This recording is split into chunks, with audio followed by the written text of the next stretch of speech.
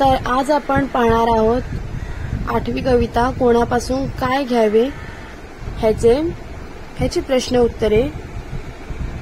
प्रश्न पहिला आहे, रिकाम्या जागा भरा। डॅश घेऊ सावली डॅश पासून जगणे। ह्याचं उत्तर आहे, झाडापासून घेऊ सावली मातीपासून जगणे। अशा प्रकारे तुम्ही हे पहिला उत्तर लिहायचं आहे, फिल इन द ब्लँक्स। नंतर दुसरं आहे, डॅश एक शिकूया डॅश जीव जगूया।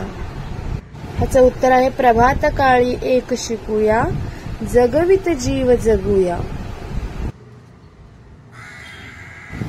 प्रश्न दुसरा आहे, कवितेतील कोणाकडून काय घेता येईल ते लिहा।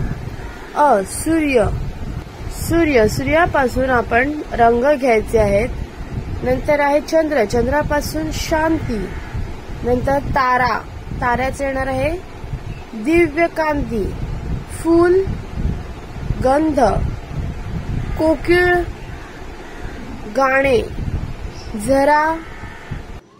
झरा नवे तराणे, झाड सावली आणि मातीपासून काय जगणे ना, तर माती जगणे। प्रश्न तिसरा आहे, कवितेत चमचम शब्द आलेला आहे, यासारखे शब्द माहित करून घ्या व लिहा।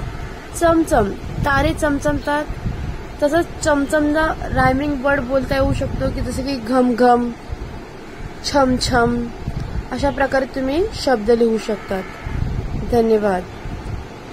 जर प्रश्न उत्तरे समजली असेल तर लाईक आणि सबस्क्राईब करा।